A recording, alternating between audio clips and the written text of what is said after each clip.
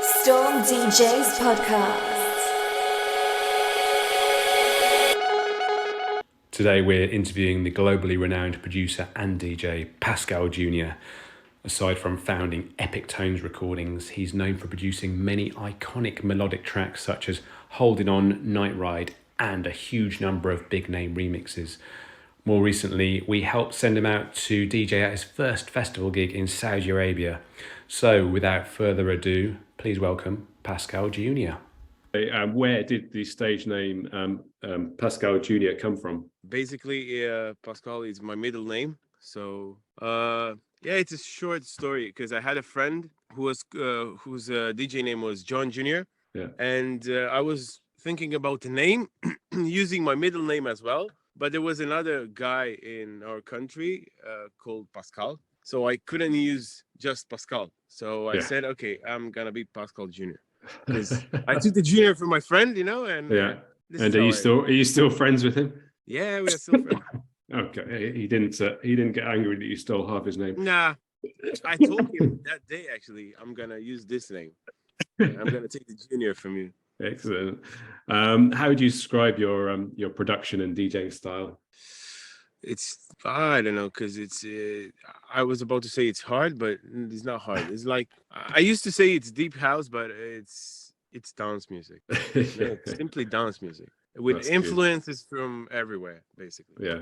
You don't like to Doesn't be matter, cause pigeonholed. Yeah, sometimes I have like even Afro beats inside, inside a song. So it doesn't matter. It's how I feel in that moment when I make a track. Mm-hmm, mm-hmm. And from the beginnings of everything, which other big names really influenced your style and what you did and how you got where you were? When I was a kid, it was Tiesto, to be honest. Okay, yeah. I was obsessed with Tiesto. Yeah, I remember buying all the CDs from he had that mixed compilation called "In Search of Sunrise," if you remember, if you recall. Yeah. And I used to love trance music and house music all in the same time. Fateless, also. I don't know. This is what kind of music I was listening when I was a kid. Yeah, and that eventually sort of influenced your direction, did it? Yeah. I was actually imagine myself being like Tiesto when I was a kid, Yeah, this is what I wanted to be. Excellent. And when you get the big crowds in front of you, that's the sort of Tiesto feeling, I guess, isn't it? Yeah. To be honest, every single time I get nervous. Yeah. Every single. It's standard human practice, I think, that one. Whatever, however many people you're performing to, there's always going to be a bit of nervousness, isn't there? I'm going to keep on drinking here. Hold on. No worries.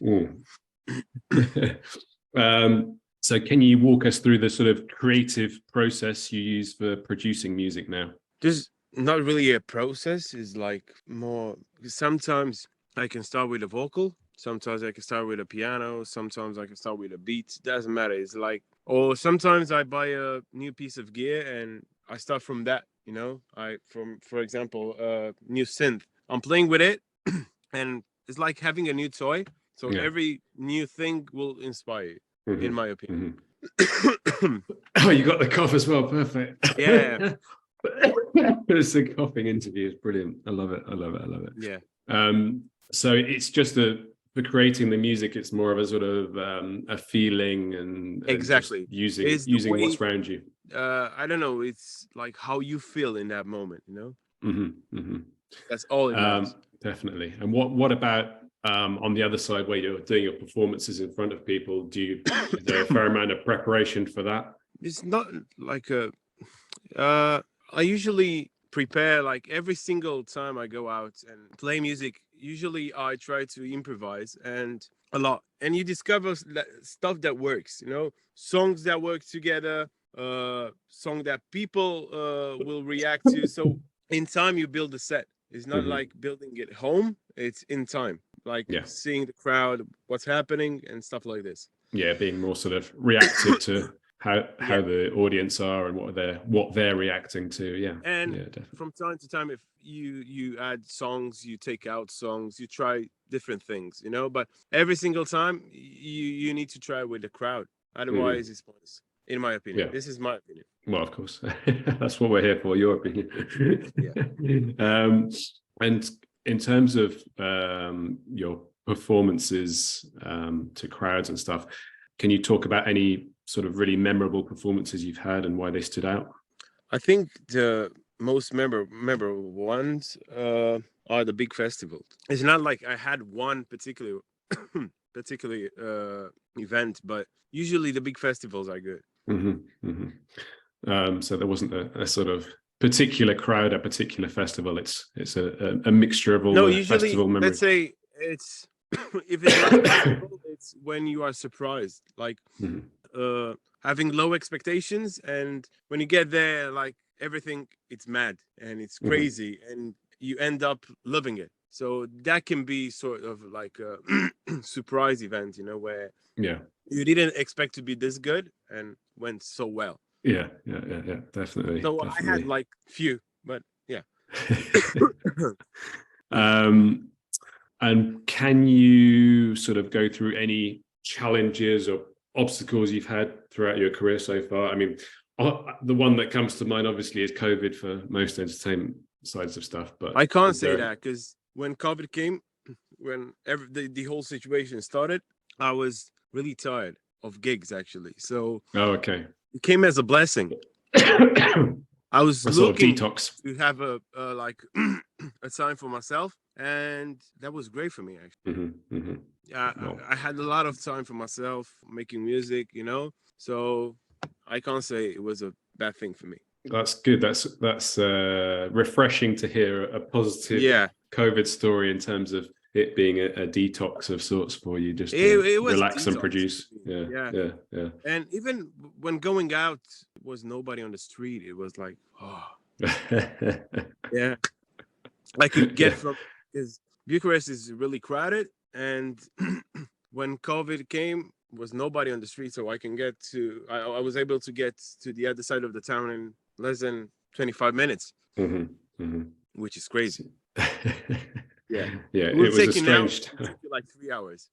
3 hours, but yeah, it was good that it was refreshing for you, that's for sure. Can you talk about a project or collaboration recently that you're particularly proud of in terms of how well it's done, and along those sort of lines? I don't know, because I'm a weird person. Usually I wasn't into collaborating with people. I don't know why, because maybe because I'm an introvert, or I don't know. But the person with whom I resonate a lot in regards to making songs, it's a friend of mine. We had few songs back. He had a different name a few years ago. Now he has a different name. And another guy who's a vocalist, and it's called Bastion. I've done quite a few songs with him, and yeah, I'm really proud of the songs we've made. Excellent. And is that something that you've done recently, or when was that? Yeah, actually, we had in the past 2 years, we had like 4 songs. Yeah, so a lot. Excellent. You look at it from an overall perspective, like versus Chesto 20 years ago and today, how things have changed. Do you see much more changing? I don't like his style now. I mean, not the music. The music is good because he's still there. He's still on top, Yeah. But he adapted it's obvious he moved to US in LA because he has the LA look right now, So yeah, it's like spending money on clothes and cars and stuff like this. Yeah. But in regards to the dance music scene, I think US is getting bigger now, like really big into dance music. And I feel the countries like the one I'm living in Romania, I'm from Romania, are really bad right now. I mean, nobody's listening to dance music anymore here. Really? Yeah. I was on a gig this Friday and I played Drugs from Amsterdam, if you know the song. Everybody knows that song, right? Everyone knows that one. Nobody knew the song. They were like, what's wrong? No movement. Oh dear. No movement at all. And they were reacting only to old stuff, like old dance songs they knew from the radio stations. But it's impossible not to know Drugs from Amsterdam. It's like one of the hypest song this last year, you know. Yeah, exactly. And So in Saudi Arabia, when I played that song, everybody went crazy. Yeah, it's weird. It's really weird. It's very strange. So do you think that there's not, I mean, a whole scene that's missing in Romania, or do you think it's sort of just disappeared? Or I know it's a long story here. I know why it came to this is because of a particular music genre that it's getting big in Romania, and they are like fanatics right now, just listening to that. They don't care about anything else, and that genre it's getting into mainstream right now, which it's really awkward because for 20 years or more we all kept it separate, you know. Like this is, we call it manele, it's here, and we have the rest of the music, and it's like it's not, I don't know how to explain, it's not part of the culture, like I don't know how to explain, it's really complicated. I told you it's a long story, but if you go to Bulgaria, it's a different story. They listen to this kind of music as well, but they are still separating the things. If you go to a club, you'll listen to club music. If you want to go to listen to that kind of music, you go to a specific club to listen to that kind of music, you know? Yeah. So even on the radios, they have radios for that kind of music, and they have normal radios. So it's a sort of merging of things which shouldn't be merged in the wrong places. But not only merging, but becoming obsessed with this, you know, with this kind of. And Bucharest is where you're from originally, is that right? No, I'm from Constanța. It's called the town. It's on the seaside. Okay. But I assume Bucharest is a bit more going on there in terms of nightlife and stuff. Oh yeah. Yeah. Excellent. You were based in London previously, or you were there for a while? Actually, I've been in. I came in UK in 2013 to uni. I was staying in Derby in Midlands. Okay.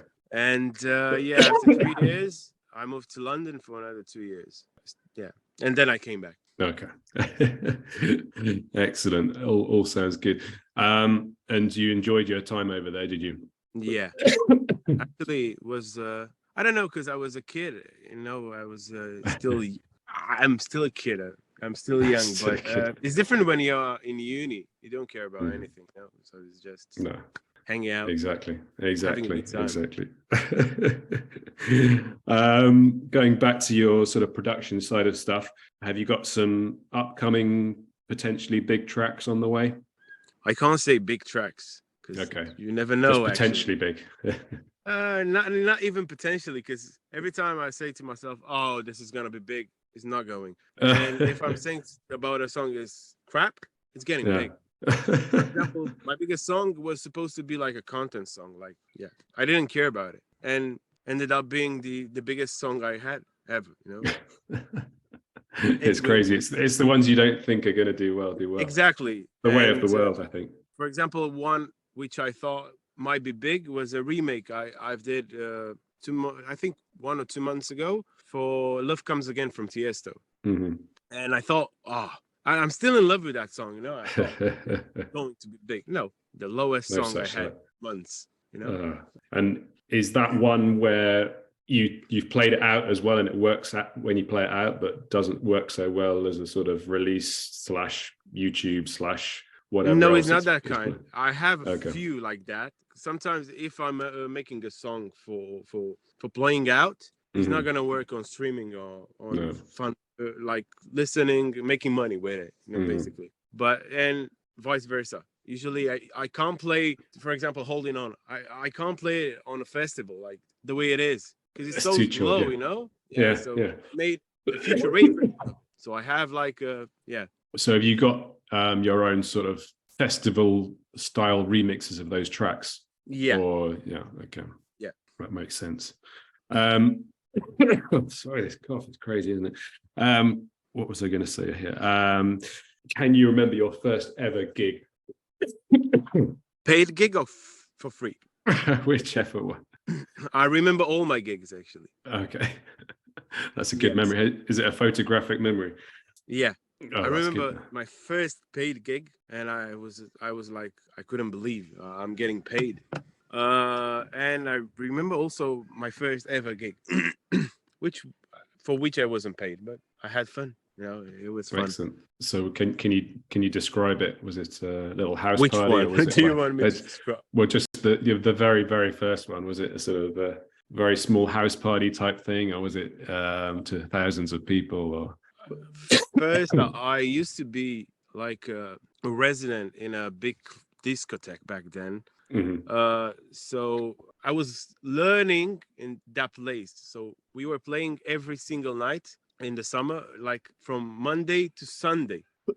So I can't say it was a gig. My first ever gig was when I left that place and went to a club Yeah. to play. And I was like, okay, it's your night, make it. And I was really like really scared. What should I play? What? Because I had to build everything by my own, and I was all of a sudden without any help, you know. Yeah. Yeah. And I think I managed to pretty well. I don't know. It was a bit weird because I played all the hits. I remember, and at one point I had no more songs. What should I play now? I remember I managed in the end. I managed to You got yeah. through it all right then. Excellent. I think this Well, was 15 years ago. it's lucky you weren't sort of hadn't started a bit earlier where you had to create. Well, you had to bring around these huge boxes of vinyl. Like that's a whole different story where you just break your back the whole time. Yeah, I was And carrying that's where you run out of CDs music. and Exactly, burning CDs is CDs okay. every single day. Yeah. And I didn't have a printer at one point, so I had to write down every single track on the paper, on a sheet of paper. Yeah, it was fun. It's actually. good. It's good. It's good. Yeah, yeah. I think when music's a bit more physical, even if it's CD and stuff, I don't know. Yeah. At one point, even someone stole my map of CDs. Thought it's a laptop. They stole my. Yeah. There's always one, isn't there? So the first one is on a scale of 1 to 10, how weird are you? Where number 10 is crazy weird, 0 is just not weird at all. I am weird, but I would say 8. I don't know. That's good. That's that average. The average that comes to is about, people say 6 or 7. So you're just above average, I think. I'm above. Average, but I'm not that crazy weird, you know. You can talk to me at least. Yeah, yeah. Is there any particular trait you have that makes you weird? I have plenty, actually. Depends. I don't know. I know I'm weird. I can't explain right now why, because it takes us the whole day. But it's just the way it is. Yeah. These questions. Sorry, just looking at some of these questions. What would you do in the event of a zombie apocalypse? Weird question. Oh yeah. I thought about this. Because I've seen that movie called The Last of Us. Yeah. I tried to watch it, but I couldn't. I don't know what maybe I will be a zombie. If I'm not a zombie, I think I will survive. I don't have any problem with that. But I don't know what. It's you need to strategize everything. Exactly. You need the plan in place. You need to know how you're going to defend yourself. I think if I'm making that plan now, I'm weird number 10. True. So I want to keep it low for now. I thought about it, never done anything. Yeah. Well, just keep thinking about that. Stay up at night thinking. You'll get there.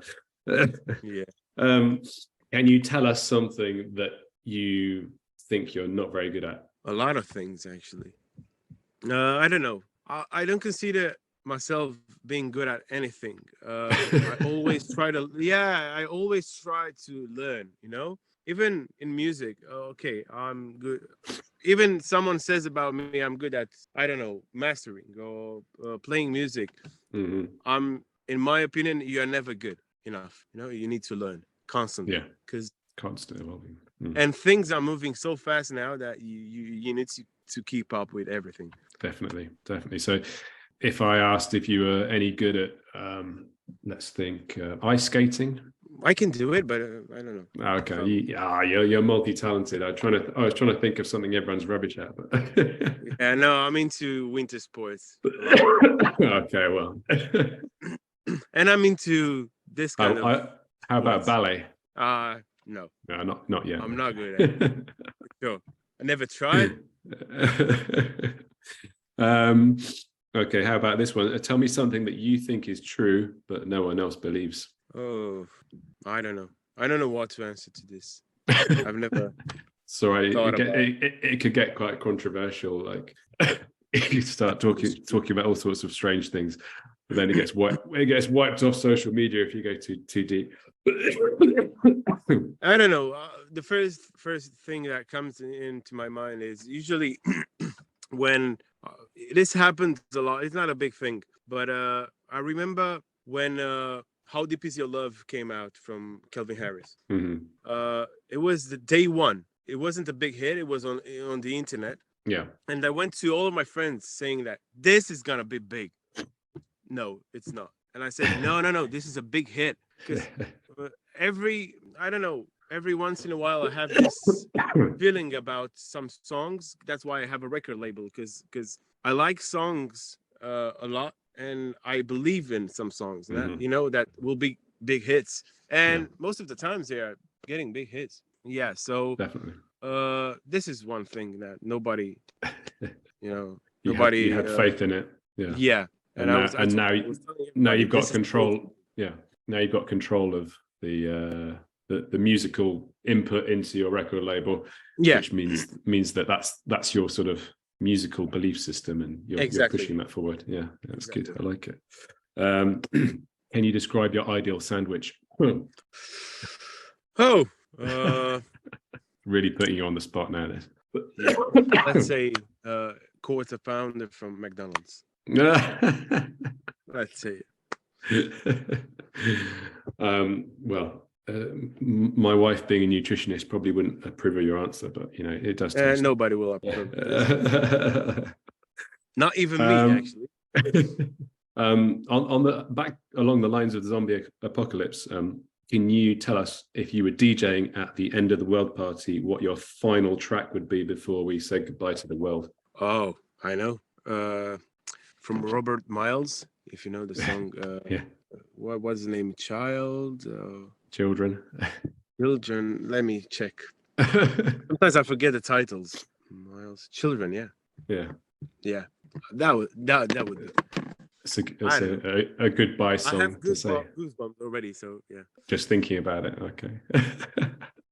Excellent. Or, I don't know, if it's not this one, something from Tiesto from back in the days. Love Comes Again, obviously, or I don't know, Adagio for strings. Excellent. I don't know, something epic. And there's so many of them. We could go all day with those, couldn't we? But yeah, it's always good to get an idea of what the finale would be for you. I was thinking actually, in terms of how stuff is evolving and the technology and stuff. Do you think AI is going to change sort of music production a little bit? I think it's dangerous, really dangerous. Oh yeah, it's dangerous, and it's making an impact on everything at the moment. So I sort of, I think it needs to have boundaries. Otherwise, we'll get wild. So I think in maybe 1 year, it will make a song for you from scratch. Yeah. And I'm scared about not the business side, but a lot of kids will come like, oh, I made this song, but AI made it, And if you're thinking too much, you can even think about AI taking over everything. Yeah. And it's crazy. It is. I agree. I can't visualize what things will look like in say 2 or 3 years with that side of stuff, because it's we have to. I guess we have to work with it because it's there. You can't ignore it. But it's just don't know what's going to happen. The problem is we don't understand the AI yet, and we don't understand how to take advantage of it. It's not like taking everything, This is what I think right now, and I was comparing this situation with the whole piracy we had with the music back in the days.